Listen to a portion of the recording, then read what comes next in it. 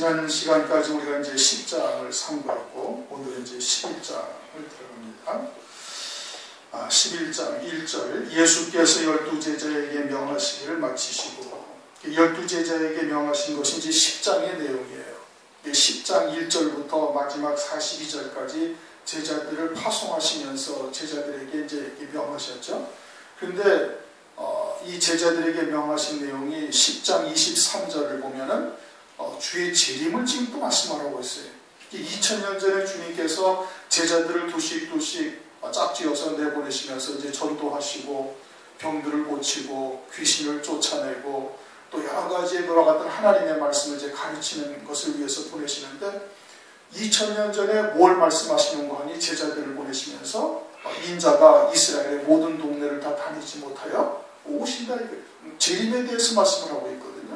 그러니까 이 말씀이 지금 초림하신 주님께서 당시의 사도들에게 하신 말씀이지만 사실은 지금 어디에다가 이 초점을 맞추셨나 하면은 이 주의 재림에다 초점을 맞추신 거예요. 그러니까 말세를 사는 오늘날 우리들이 이 말씀이 지금 오늘날 우리들에게 어떻게 해당되어지느냐 이걸 지금 봐야 되는 거예요. 당시에 예수님이 2000년 전에 오셔가지고 베드로와 야고보와 요한과 12제자들에게 이렇게 말씀하셨구나. 역사적인 사실을 기록해 놓은 것이 아니에요. 역사를 배우는 것이 아니라는 말씀이에요. 구약도 마찬가지고 신약도 마찬가지고 이스라엘 왕이 이거 유다로부터 솔로몬으로 다윗으로 솔로몬으로 그 다음 누구고 르호보암으로 유다 왕 이름을 외우려는 게 아니에요. 성경의 역사를 배우는 것이 아니고 성경에서는 우리가 무엇을 얻어야 돼? 영생을 얻는다. 이거 영생. 우리의 영원한 생명과 이 하나님의 말씀이 어떠한 관계가 있느냐 이걸 봐야 되는 것이죠. 그러니까 이 말씀이 지금도 오늘날 우리들에게 그대로 적용이 되는 거예요. 말세를 사는 우리들에게, 이 마지막 때를 사는 우리들에게.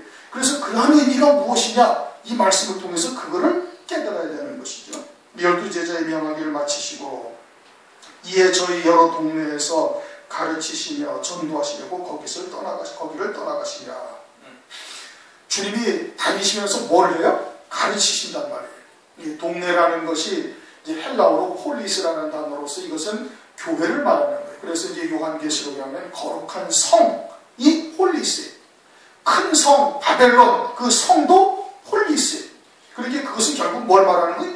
교회를 말하는 거예요. 그 교회에서 주님이 가르치시는 거예요. 제자들을 보내서 어떻게 한다? 가르치고 전도한다. 이게. 그게 오늘날 교회의 사명이에요. 그렇게 가르쳐야 돼. 뭘 가르쳐야 돼? 말씀을 가르쳐야 되는 거예요. 그래서 이제 예배를 통해서 설교를 하잖아요. 그렇죠? 하나님의 말씀이 무엇을 말하느냐 이걸 가르친단 말이에요. 그런데 교회를 30년 다니면서 권사 생활을 30년 하고 장로를 20년을 해도 하나님을 많이 아는 것 같아. 왜? 수도 없이 나와서 예배를 드리고 하나님의 말씀을 들었다고 생각을 한단 말이에요. 수없이 많은 예배를 드렸어요.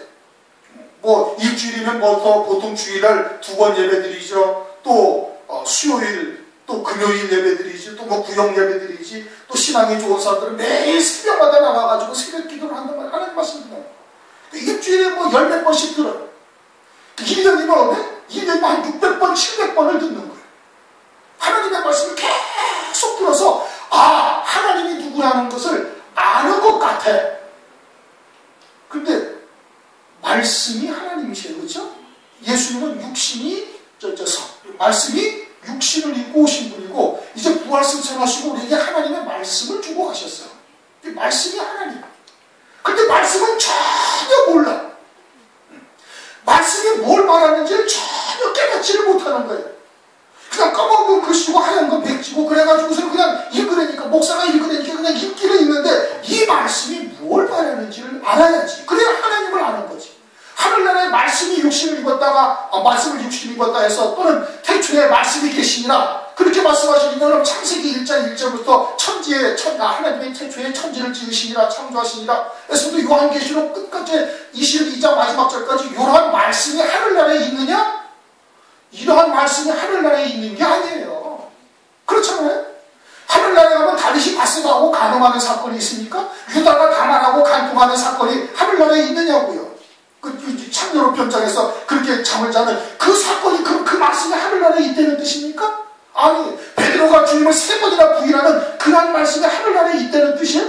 아니란 말씀이에요. 요거는 문자적인 의미고, 하나님 나라는 영원한 세계이니까 영원한 세계를 가보지 아니한 우리들에게 하나님 나라를 설명하시기 위해서 물질적인 이 세상, 물리적인 이 세상을 통해서 하나님의 자녀들을 통해서 그 하나님의 뜻을 우리에게 알려주시는 거예요. 그걸 진리라 해요. 진리.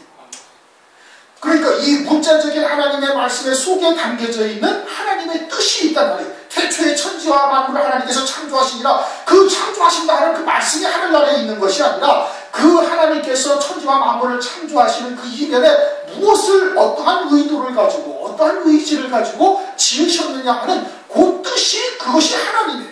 그것이 말씀이에요. 그것이 헬라어로 원어로 로고스라는 거예요. 그게 하나님이요, 그게 생명이요, 그게 빛인 거예요. 그 하나님의 의지 세계가 보여야 되는 거예요. 말씀을 통해서. 근데 교회 생활 30년 하고 교회 생활 뭐 장로 20년 해도 말씀이 뭔지 아무것도 몰라. 그래가지고 신천지가 와가지고 살짝 꼬드기면 그냥 넘어져 버려요. 정명석이라는 이단에 와가지고 막 그냥 하나님의 말씀을 꼬드기면 말씀을 가지고 그 사람들 말씀을 가지고 따집니다. 장로나 권사가 하나님의 말씀을 모르는데 그 사람들은 말씀을 딱 펴가지고 여기 뭐라고 써있는지 읽어보세요. 딱 읽어보니까 그렇거든. 그래가지고 어떻게? 그래가지고 빠져들어가는 거예요.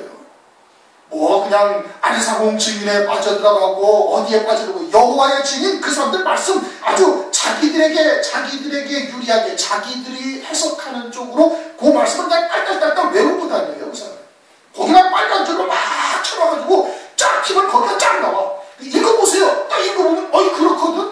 그래가지고 그냥 휘딱 빠지고 그러는 거예요. 그렇게 말씀을 가르쳐야 되는데 교회가 뭘 해야 돼? 말씀을 가르쳐야 돼. 하나님이 누군지를 알아야지. 에베소서 1장 17절에 뭐라고 그랬어요? 지혜와 계시의 정신을 받아서, 지혜와 계시의 영, 성령을 받아서 하나님을 알고, 먼저 하나님을 알아내는 얘기예요. 이것이 그냥 그런 성령의 조명하심 없이 그냥 하나님을 읽으면은 그냥 하나님을 알 수 있느냐, 그게 아니라니까. 이렇게 문자적인 의미로 말씀하시는 것이 아니란 말이에요. 그런데 그 이면에 담겨져 있는 하나님의 뜻을 깨우쳐야 되지. 그거는 성령으로 말미암아 깨달을 수가 있는 거예요. 그런데 그와 같은 하나님의 뜻이 무엇인지 말씀을 통해서 하나님을 가르쳐야 된단 말이에요, 교회가. 근데 그렇게 가르치지 않고는 하나님의 말씀을 가지고 엉뚱한 이야기들만 하고 앉아있는 거예요. 그래가지고 신앙생활 30년을 해서 하나님의 말씀을 많이 들었는데 정작 이거는 몰라요.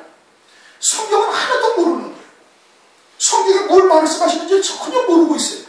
그런데 그런 이단들이 말씀을 딱 들이대가지고는 그냥 읽어보세요. 딱 읽어보세요. 그래가지고는 또 다 막 찾아가 또 읽어보세요. 읽어보니까 이게 뭔 소리야?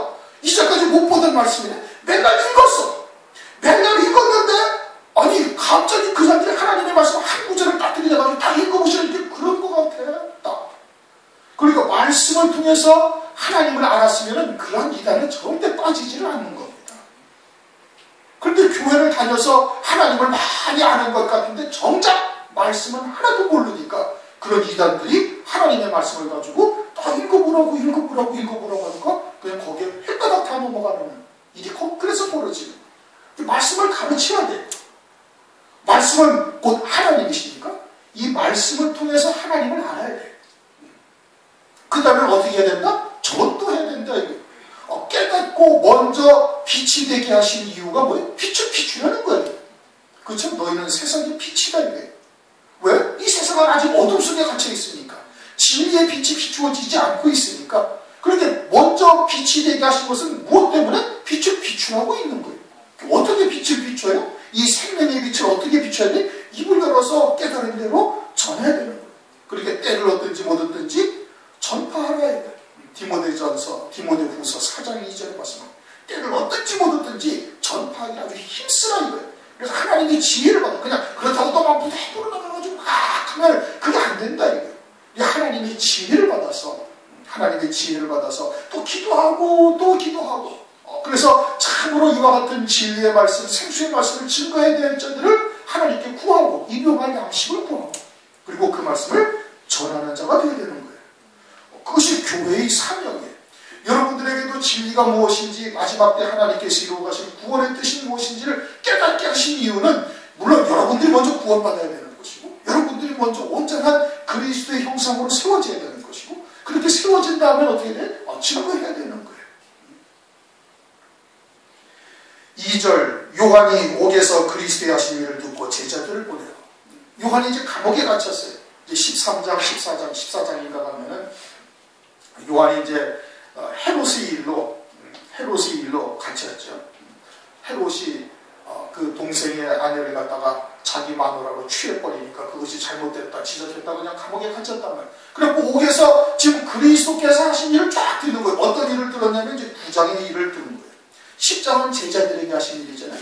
9장 11절에 가면은, 아니 바리새인들이 예수님을 보니까 죄인과 세리와 죄인들을 데리고서 식사를 한단 말이에요. 율법으로 보면은 저들은 아주 정죄를 받아서 마땅히 심판받아야 할 존재들이. 근데 주님과 함께 식사를 하는 거예요. 의롭다 하는 바리새인들은 아예 그냥 쳐다보지도 아니하시고, 율법으로는 자기들은 아주 의롭다고 생각을 하고 있는데, 율법에 명시된 선지자, 율법에 명시된 그리스도가 오셔가지고 하시는 일이, 의인은 칭찬하고 의인은 상주고 죄인은 뭐라고, 죄인은 심판해야 되는데 죄인들을 데리고 함께 식사하시고 의인이라고 여기는 자기들은 아예 그냥 외면해버리시는 거예요. 또 9장 14절을 보니까 요한의 제자들이 와서 바리새인들과 우리들은 금식을 하는데 어떻게 당신들의 제자는 금식을 하지 아니하냐. 아브라함으로, 이삭으로, 야곱으로 이어져서 모세를 통해서 우리가 율법을 받았는데 그 율법으로 통해서 오신 메시아가 아닌가? 그 메시아라면은 그러면 율법대로 금식을 해야 될 텐데 금식도 하지 아니하시는 거예요. 또 9장 34절을 보면 바리새인들이 가로되 저가 귀신의 왕을 빙자하여 귀신을 쫓아낸다. 그래가지고 바리새인들이 철저하게 아주 그냥 주님을 신랑하는 거예요. 책망하는 거예요. 막 벙어리 들린 자, 귀신 들려 벙어리 들린 자 오니까 주님께서 싹 낫게 하셨거든요. 그런데 주님이 그 벙어리 들고 귀신 들린 자를 낫게 하시니까 바리새인들이 책망하는 게 귀신의 왕을 빙자해서 쫓아낸다. 그런데 주님은 아무런 얘기도 안 하시는 거예요. 이 얘기를 누가 들었어요? 요한이 감옥에서 들었어요. 세례 요한이. 근데 세례 요한은 어떤 사람이에요? 뱃속에서부터 성령이 충만했던 사람이에요. 뱃속에서부터 성령이 충만해가지고 마리아가 잉태를 하고 오니까 막 뱃속에서 뛰어노는 거예요. 응? 그래가지고 엘리사벳이 네 뱃속에 있는 자 네가 참으로 복된 자다. 그것을 엘리사벳도 아는 거예요. 그리고는 세례 요한이 세례를 주다가 주님이 오시니까 막 성령이 비둘기처럼 그분 머리에 막 임하시는 것을 보고 하늘로부터 음성을 들었어요. 뭐라? 이런 내 사랑하는 아들이요 내 기뻐하는 자라. 하나님의 음성을 들은 거예요. 누가? 세례 요한이. 성령이 그 머리 위에 임하시는 것도 본 거예요. 아니 그런 세례 요한이. 그러고서 세례 요한이 어떻게 했어요? 뭐라? 세상 죄를 지고 하는 하나님의 어린 양이다. 하나님의 아들이시다 이거예요. 메시아다 이거예요. 자기 입으로 증거했어요. 그랬는데 이 옥에서 이 그리스도의 얘기를 가만히 듣다 보니까 이게 과연 메시아인지 아닌지 내가 잘못한 거 아니야 하는 혼돈이 일어난 거예요 지금. 그래가지고 제자들을 보내가지고 3절 예수께 여짜오되 오실 그이가 당신이 오니까 아닙니까? 당신이 그리스도가 맞아요? 안 맞아요? 지금 세례 요한이 그렇게 하나님의 음성을 듣고 뱃속에서부터 성령이 충만해가지고 잉태된 마리아 앞에서 막 뱃속에서 뛰어놀던 그 세례 요한이 하나님의 음성을 듣고서는 보라 세상죄를 지고 가는 하나님의 어린 양이로다 하던 그 세례 요한이 이제 지금 실족한 거예요. 정말 당신 메시아가 맞습니까? 지금 묻고 있는 거예요. 왜? 아니 율법에 의하면은 죄인들은 처벌하고 아주 심판하고 의인들을 상조해야 될 뿐인데 죄인들과 같이 식사를 하지 않나.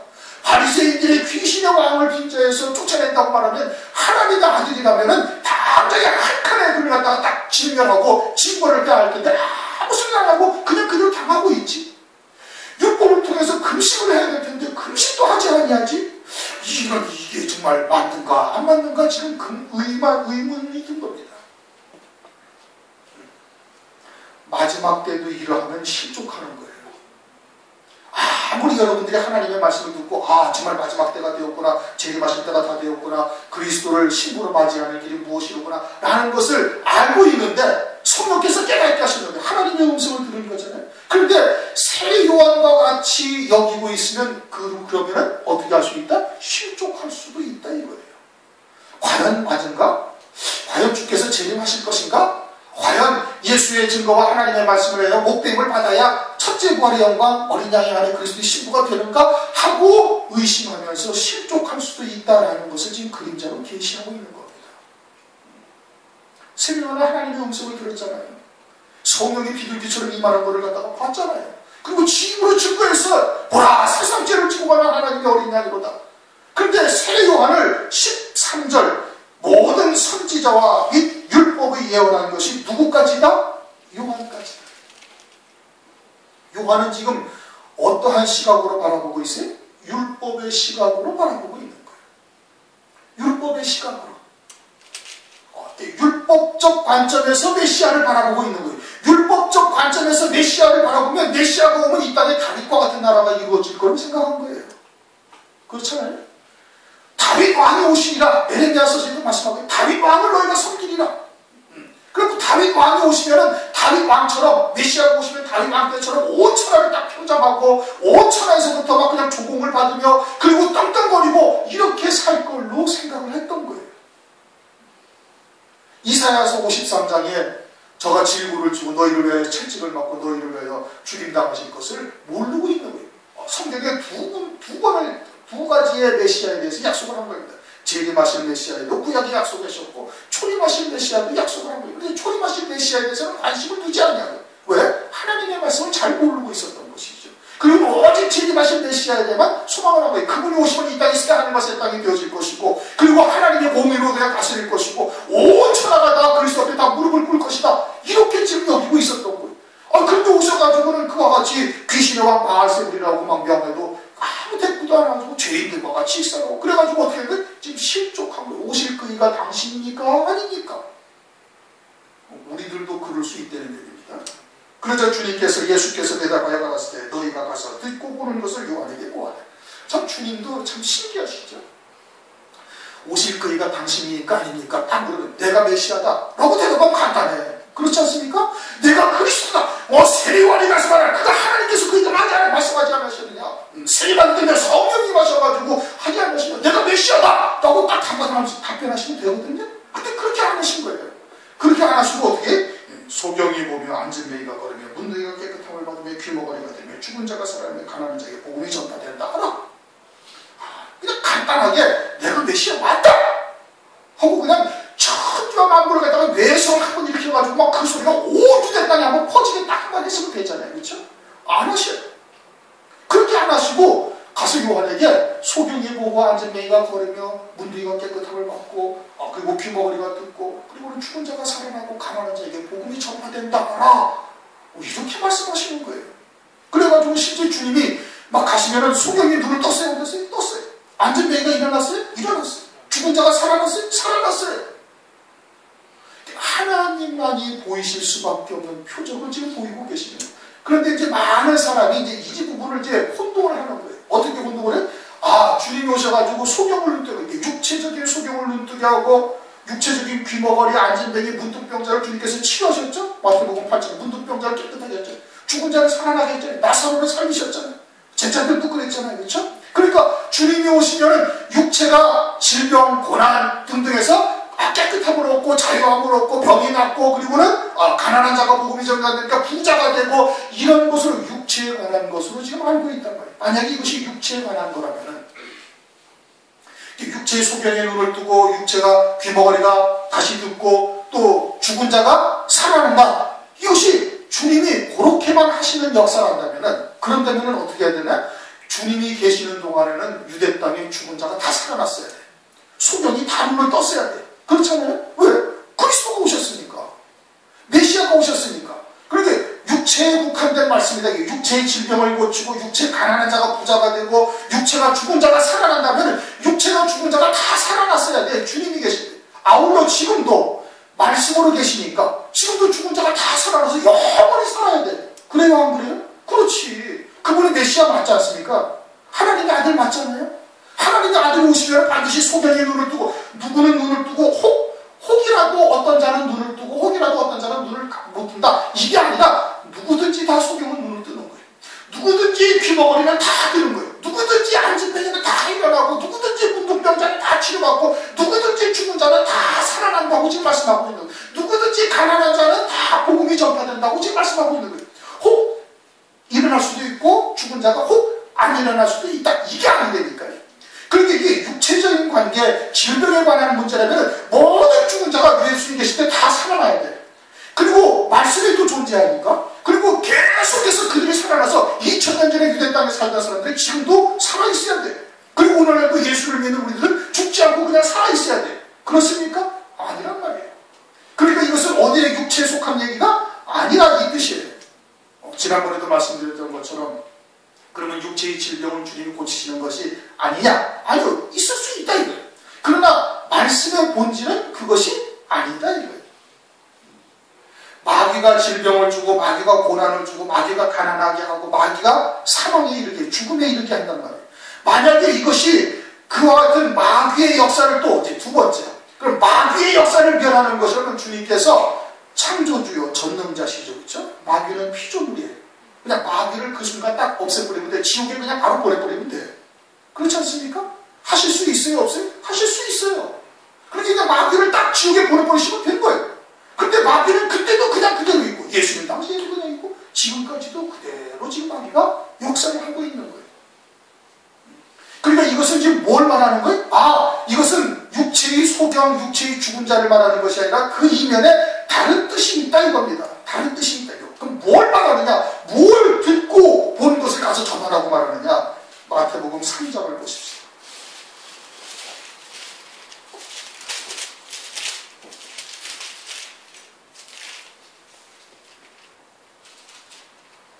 마태복음 4장, 마태복음 4장 17절.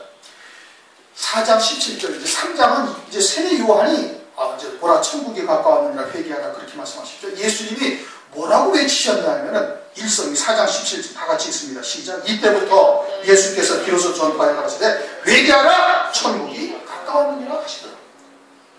지금 예수님은 뭘 지금 보여주시고 있는 거예요? 지금 이제 세례 요한의 제자들에게 뭐라고 얘기했어요? 가서 듣고 본 것을 가서 전하라는 거예요. 그러면 주님은 지금 뭘 선포한 거예요? 유대인들에게? 천국이 가까웠다고 지금 선포한 것이고 소경에 보고 안진뱅이가 일어나고 문둥병자가 치료받고 죽은 자가 살아나는 것은 지금 뭘 보여주시는 거예요? 천국을 지금 보여주시고 있는 거예요. 무슨 얘기인지 잘 못 알아들으셨어요? 다시 설명을 드릴까? 지금 무슨 얘기인지 이해가 되셨어요? 예수님은 세례 요한이 와가지고 회개하라 천국이 가까웠는데 예수님이 천국에 왜? 하나님이시니까. 그분이 임하시면 하나님. 근데 예수님도 오셔가지고 또 뭐라고 하세요? 천국이 가까웠다. 이게 회개하라. 그래가지고 지금 세례 요한 제자들에게 유대인들에게 뭘 보여주냐면 천국을 지금 보여주고 있는 거예요. 천국을 지금 보여주고 있는 거예요. 어떻게 해서? 영적으로 소경된 자의 눈을 뜨게 해서 천국을 보여주는 거예요. 영적으로 안진뱅이가 되어져서 사도행전 3장 하나님의 성전에 들어가지 못한 성전 뒷문에 앉아서 구걸하는 자가 일어나서 성전에 들어가는 거예요. 하나님 나라를 들어가는 거예요. 문둥병자가 뭐예요? 문둥병이 조금 걸리면 부정하다 이거예요. 죄인이라는 뜻인 겁니다. 근데 온 몸에 문둥병이 가려면은 레위기서 13장에 대제사장으로 가. 대제사장으로 가면 대제사장이 온 몸에 문둥병이 많았는데 너는 정하다, 깨끗하다. 문둥병이 조금 새끼 발가락 끝에 있어가지고 아무도 몰라. 그런데 새끼 발가락 끝에 조그만 문둥병이 걸려서도 그냥 입술을 가리면서 나는 부정하다고 사람들이 가까이 못 오게 하는 거예요. 왜? 나는 죄인이다 이거예요. 근데 온 몸이 다 문둥병이 와면 그냥 대제사장이 뭐라고? 정결하다. 넌 깨끗하다. 온 몸에 문둥병이 와면 나는 죽을 수밖에 없는 죄인이로구나. 그저 의라는 것은 하나도 없는 존재라는 것을 아는 것을 깨닫고 있으면은 그러면 누구에게 가야 돼? 대제사장에게 가는 거예요. 대제사장이 누구예요? 예수 그리스도 멜기세덱의 관처를 쫓은 대제사장 하나님의 영원한 제사장에게 가면 그럼 어떻게 된다? 그럼 정결함을 믿는 거예요. 예수님으로부터. 귀머거리가 되어졌는데 귀머거리는 육신의 귀머거리가 아니라 영적인 귀머거리다 이게. 영적인 귀머거리가 주님에게 오면은 진리의 말씀을 들을 수가 있게 귀가 할례를 받네. 예레미야서 6장 10절. 저희가 왜 듣지 못하느냐? 귀가 할례를 받지 못했다. 그래서 육신의 귀는 있는데 영의 귀가 없어요. 듣지 못하는 거예요. 그래서 마태복음 15장 14절을 보면은 15장 14절. 15장 14절을 보면은 그냥 두어라. 저희는 소경이 되어 소경을 인도하는 자로다. 만일 소경이 소경을 인도하면 둘이 다 구덩이에 빠지리. 지금 유대인들에게 하시는 말씀인데 그들은 뭐라는 거예요? 소경이라는 거예요. 그 육신의 눈에 소경이라는 겁니까? 아니, 육신의 눈은 다 뜨고 있는데 소경이다 이 뜻이에요. 요한복음 9장 40절 41절. 요한복음 9장 40절 41절. 다 같이 읽습니다. 시작. 바리새인 중에 예수와 함께 있던 자들이 이 말씀을 듣고 가로되 우리도 소경인가? 예수께서 가로되 너희가 소경되었다면 죄가 없으리냐? 어리머니와 본다고 하니 너희 죄가 그저 있느니라. 바리새인들이 그럼 우리도 소경이냐? 그렇게 주님께서 너희가 소경이라면 죄가 없는데 너희는 그저 본다고 하니까, 본다고 하면서도 말씀이 육신에 있고 오신 그리스도를 보지 못하고 있으니까 그러니까 너희는 소경이다 이거예요. 죄가 그냥 있다. 그게 소경이라는 거예요. 무슨 소경이에요? 육신의 소경? 영적인 소경을 말하는 거예요. 그 속사람이 너희들은 소경이다 이거예요. 그 속사람이 귀머거리고 속사람이 앉은 데이고 속사람이 문둥병든 자고 속사람이 죽은 자고 그런 자들이 그리스도에게만 누구나 다 눈을 뜨는 거예요. 그래서 어디가 보여요? 하늘나라가 보여요. 그리고 어디가 뭐가 들려요? 하나님의 음성이 들려요. 하나님의 말씀이 들려요. 하나님을 보고 하나님을 듣고 온몸의 문둥병자가 정결함을 얻고 그리고는 죽은 자가 살아나는 거예요. 그리스도 안에서. 요한복음 5장 21절. 아들의 음성을 듣는다고 하니 들으면 어떻게 한다? 들으면 살아난다 이거예요. 그 속사람이 살아나는 거예요. 누구에게나 살아나는 거예요. 이것이 육신적인 거라면 당시의 유대인들을 모든 소경이 다 눈을 떴어야 돼요. 왜? 메시아가 오셨으니까. 그렇잖아요? 그래서 당신이 메시아라는 것을 나타내시기 위해서 육신의 소경의 눈을 실제로 뜨게 하신 거예요. 안진뱅이를 일으키시고 문둥병을 깨끗게 하시고 죽은 자를 살리신 거예요. 당신이 메시아라는 것을 드러내시기 위해서. 그러나 그것이 육에 속한 것이 아니라 그 영적인 생명이요 그 속사람이요 그리스도 안에 새 생명으로 사는 그 새 피조물 된 자가 소경들 또는 안진뱅이 죽은 자 문둥병 들린 자 또 가난한 자 그들로 하여금 다 살아나고 들리고 고쳐지고 하는 그와 같은 역사가 있을 것을 말씀을 하고 있다 이 뜻인 겁니다. 그래서 귀머거리가 들으며 죽은 자가 살아나며 가난한 자에게 복음이 전파된다. 그럼 부자는 예수를 못 믿는다는 얘기예요. 그렇죠? 이게 문자적인 의미라면. 그러면 이것이 그냥 물질적인 재물이 없어서 가난한 자, 재물이 많은 부자 이거를 뜻하는 거예요? 그것이 아니라 그 영이 가난한 자, 속사람이 가난한 자, 나로서는 도저히 의로울 수가 없는 존재라는 것을 깨닫고 아주 율법을 통해서 죄를 깨닫고 몽학선생이신 그리스도를 소망하는 자가 되어지면 그에게는 참된 복음이 전파된다라고 지금 말씀을 하고 있는 겁니다. 재물이 없는 자를 말하는 것이 아니라 마태복음 5장 3절 심령이 가난한 자는 복이 있나니 이게 마음을 비우라는 뜻이 아니라는 말씀이에요. 무슨 중이 얘기했듯이 무소유가 어쩌고 저쩌고 그런 것을 말하는 그건 세상의 철학이지 교회의 성경의 말씀은 철학을 말하는 것이 아니라니까요. 그거는 영이 가난한 자를 말하는 거예요. 영이 가난하다라는 것은 우리로서는 도저히 구원에 이를 수 없는 존재라는 것을 절절히 깨닫고 그리스도를 소망하는 자가 되어져야 이것이 참으로 그리스도로 말미암아 구원을 죄사함을 받고 구원을 받게 되어지는 그와 같은 복음이 전파되어지는 것을 말하고 있는 것이죠. 그렇게 영이 가난한 자에게 복음이 전파된다라 지금 그것을 말씀하고 있는 거예요. 주님께서 그냥 내가 그리스도다, 내가 하나님의 아들 메시아다, 다윗의 자손으로 온 그리스도다 라고 딱 당당하게 말씀하시면 된다니까요. 그런데 그렇게 말씀하지 아니하신 거예요. 그렇게 말씀하지 아니하시고 지금 천국이 무엇인지를 설명하고 있는 거예요. 그래서 그 천국이 너희가 듣고 본 대로 그대로 가서 그리고서 요한에게 그대로 전하라. 그렇게 지금 말씀을 하고 있는 겁니다. 오늘날도 천국이 무엇인지를 제대로 깨닫지 못하고 있으면 환난 날에 또 마지막 때 이렇게 실족할 것을 말씀을 하고 있는 겁니다. 그래서 6절에 뭐라요? 누구든지 나를 인하여 실족하지 아니하는 자는 복이 있도다. 지금 세례요한이 어떻게 됐다는 게 실족했다는 얘기예요. 그러니까 오늘날 오늘날 우리들이 그러면 어떠한 시각으로 바라보는 것이 율법의 시각으로 바라보는 것이냐? 율법의 시각으로 바라보면은 재림하실 주님을 또 맞이하지 못하는 거예요. 재림하실 주님을 맞이하지 못해요. 율법은 지켜 행하면 복 받죠, 그렇죠? 지켜 행하면 복 받고 무병장수하고 자손이 많은 신이 번성하고 그것이 율법을 지켜 행하는 자들이 받아온 복이에요. 그런데 그것은 사실 그림자다 이겁니다. 그림자예요. 그래서 예수님이 오셔가지고 참된 복이 무엇인지를 확 바꿔놓으신 거예요. 복에 대한 개념을 완전히 바꿔놓으신 거예요. 그 눈에 보이는 것은 그림, 율법은 장차 올 좋은 것들의 그림자니 히브리서 10장 1절에 말씀하고 있어요. 율법은 장차 올 좋은 것들의 그림자다 이거예요. 실상은 뭐라? 실상은 하나님의 나라가 실상인 거예요. 하나님 나라에서 얼마나 큰 복을 받는 것인지를 이 땅에 있는 그들을 통해서 알려주신 거거든요. 눈에 보이는 것으로 알려주신 거예요. 그러한 신앙이 바탕이 되어져서 예수님 당시에 누가 있었어요? 사두개인이라는 것이 있는 거예요. 사두개인들은 내세가 없다 이거예요. 천사도 없고 영도 없고 부활도 없고 그냥 이 땅에서 하나님의 말씀을 잘 지켜서 그렇게 복을 받아서 구제와 선행과 또는 그와 같은 말씀을 잘 지켜나면 이 땅에서 복을 받는 것이 이것이 진정한 복이다라고 생각을 한 것이 사두개인들의 사상이에요.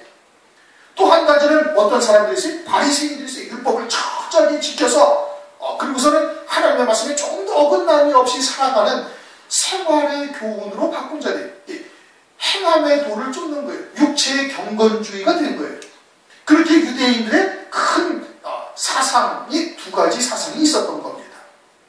그런데 오늘날 마지막 때도 또 똑같이 그와 같은 잘못된 사상, 그것은 하나님의 뜻이 아니에요. 하나님의 말씀이 아니에요.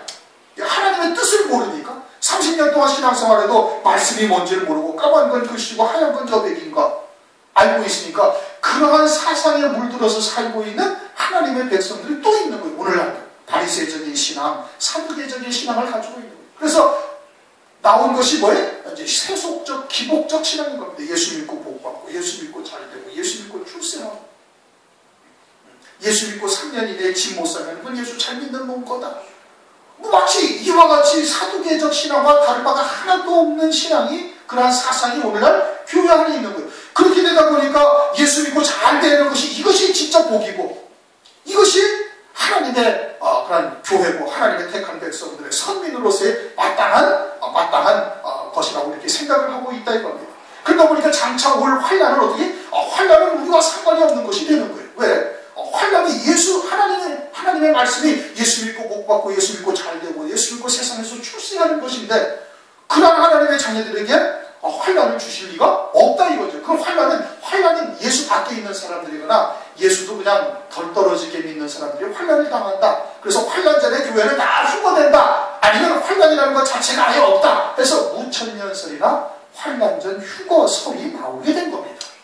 그러한 사두개적 신앙이 바탕이 되어져 가지고 나온 게 그런 무천년설, 환란전 휴거설이에요. 근데 환란전 휴거라는 것은 성경에 아무것도 말씀하고 있지 않습니다. 환란이 없다. 성경에 환란이 분명히 있다고 마태복음 24장이나 요한계시록에 말씀을 하고 있어요. 그리고 주님은 환란이 다 지나간 후에, 환란 후에 재림을 하신다고 마태복음 24장이나 또는 요한계시록에서도 다 말씀을 하고 있는 거예요.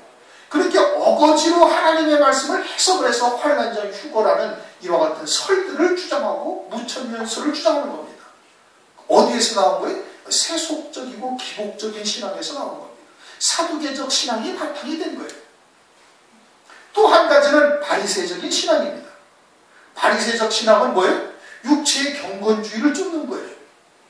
오늘날도 하나님의 말씀이 육체의 경건주의를 쫓는 하나님의 말씀으로 변질이 돼서 세상의 철학이나 세상의 윤리도덕이나 다를 바가 하나도 없이 되어요. 교회에서 선포되어지는 하나님의 말씀은 영생에 관한 말씀이거든요. 영생에 관한 말씀이에요. 부모에게 효도하고 나라에 충성하라는 것이 아니에요. 그런 뜻이 전혀 아닌 겁니다. 십계명에 나와 있는 부모에게 공경하라는 것도 그런 부모를 말씀하고 있는 것이 아니란 말이에요. 근데 육체의 경건주의가 되어지고 생활교훈으로 바뀌다 보니까 세상에서 들을 수 있는 말도 교회에서 다 똑같이 하는 거예요. 교회의 말이나 세상의 유명한 현자들이나 철학자들의 말이 다를 바가 하나도 없어진 겁니다. 왜? 육체의 경건주의로 하나님의 말씀이 호도되어 버려져가지고 그런 거예요. 그러한 사상으로 하나님의 말씀을 갖다가 잘못 알고 있으면은 주의 재림의 때 어떻게 한다? 또 실족하는 거예요. 또 실족하는 거예요. 왜? 적그리스도가 등장하게 되어지면 아주 기가 막힌 말들을 하는 겁니다. 세상의 철학자들보다도 더 뛰어난 인격을 가지고 그런 말들로 하나님의 백성들 온 세상을 다 현혹하는 거예요. 사랑과 평화, 얼마나 좋은 말이에요. 교회에서도 다 사랑하자, 구제하자, 또 베풀자, 그리고 평화롭게 서로 살자, 다 교회도 똑같은 말들을 하지 않습니까? 지금 교회는 그와 같은 것을 말하는 거예요. 성경 말씀은 그것을 말하는 것이 아니거든요. 그런데 세상에서도 들을 수 있는 말이 교회 안에서 그대로 담아왔어요. 그래서 교회에서 하는 말도 세상 사람들도 다 듣고 있어요, 오늘날. 여러분들이 처음 이 말씀을 들을 때 듣기가 어려웠잖아요. 무슨 말씀을 하는지 하나님의 말씀은 하나님의 말씀인 것 같은데 듣기가 어려웠잖아요. 지금이야 다 들을 수가 있지만 듣지를 못했단 말이에요. 왜? 그런 쪽으로 다 귀가 그냥 완전히 굳어져가지고 아주 그냥 논리마처럼 딱딱해져가지고 기경하지 아니할 밭과 같아가지고 그것을 다 뒤 갈아 엎어야 되는데 그런데 그냥 아주 딱딱한 세상에서 들을 수 있는 말을 교회에서도 늘 듣고 있다가 이런 말씀을 들으니까 생소한 거예요. 생경스러운 거예요. 그래서 듣지 못하는 것이죠. 주의 재림에 대해서 그런 말씀을 듣지를 못하는 거예요. 그래가지고 어떻게 된다? 그래가지고 실족을 하는 거예요. 그런데 적그리스도가 등장을 하고 어떻다? 적그리스도가 교회에서 듣던 말씀을 똑같은 말을 하는 겁니다. 세상의 현자들보다 더 뛰어난 인물이 되어가지고 하는 거예요. 그래서 요한계시록 13장 4절에 뭐라고 했어요? 누가 이 짐승과 같으며 누가 이 짐승과 싸우리요? 이렇게 훌륭한 사람이 세상에 존재할 수가 없다 이거예요. 그 사랑과 평화를 외치면서 아주 훌륭한 인격을 가지고 인자한 모습으로 말도 기가 막히게 전하고 그리고 세상의 모든 분쟁을 해결하고 막 기근을 해결하고 공의 문제를 해결하고 전쟁을 종식시키고 막 이와 같은 대결과 대립 이런 양상들을 다 해결하면서 세상에 온통 정말 이 에덴 동산과 같은 나라가 될 것과 같은 환상을 막 지어주는 겁니다. 주어주는 겁니다. 그리고 세상 사람들도 다 추앙하고 교회에서 선포되는 말이나 세상에 선포되는 말, 세상의 말들이나 비슷한 말들로 살고 있으니까 교회도 그것을 분별 못하는 거예요. 그래가지고 그를 그리스도처럼 영접하는 겁니다. 그래서 그를 적그리스도라고 얘기하는 거예요. 그리스도처럼 보는 겁니다. 그리스도가 다시 오신다 할지라도 이 사람보다 더 나을 수가 없다. 누가 이 짐승과 같으뇨? 라고 이야기를 하게 되어지는 거예요. 그래가지고 어떻게 그 짐승표를 받고 짐승을 경배하는 이러한 실족하는 일이 또 벌어질 것을 말씀을 하고 있는 겁니다. 지금 세례 요한이 실족을 한 거예요. 하나님의 음성을 들은 자거든요.